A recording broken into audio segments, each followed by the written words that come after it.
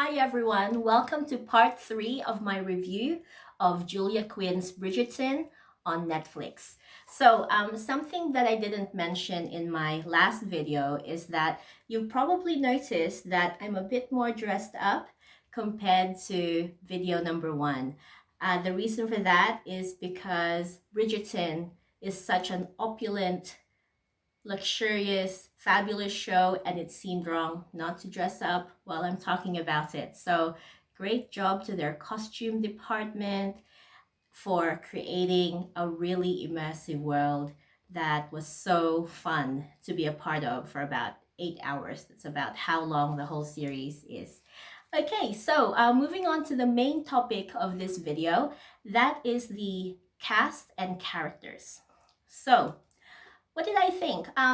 The ensemble was great. Now, I have to admit, as someone from Australia, I wasn't really familiar with a lot of the actors in the show. They haven't really reached our shores as such in terms of movies or TV shows that they've been in.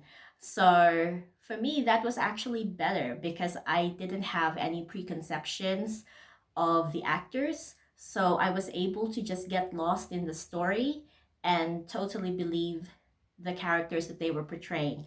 And they acted the hell out of their roles. They were all so good. I cannot even think of a weak link in the whole ensemble. Now, the women were great. They held their own.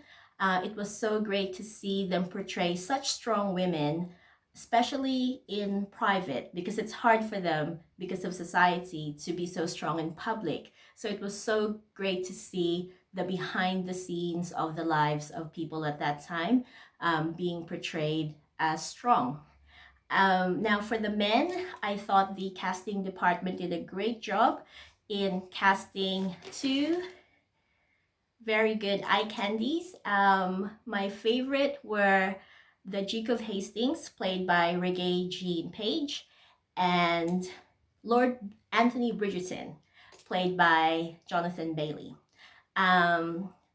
Regé-Jean Page, I thought was really swoony, really dreamy, the perfect actor who you'd like to play the hero of an epic romance. So it was really good casting from him.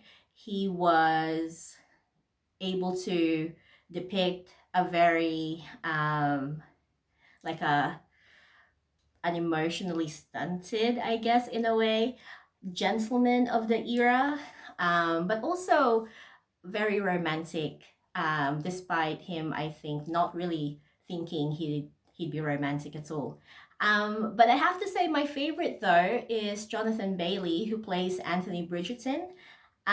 It's a real talent to portray a character who has so many unlikable qualities or who makes so many mistakes in the story, and yet you still like them. So I thought Jonathan Bailey did a really good job portraying Anthony Bridgerton as somebody who's likable despite all his faults and the mistakes that he makes in the story with regards to making decisions about the women in his family. So I'm really looking forward to season 2, because I hear that season 2, because of the book, will focus on Anthony Bridgerton's happily ever after. So I'm really looking forward to that. In my next video, I'm going to talk about the heat level of Bridgerton. So come and join me for that. It'll be part 4 of this series. Thanks.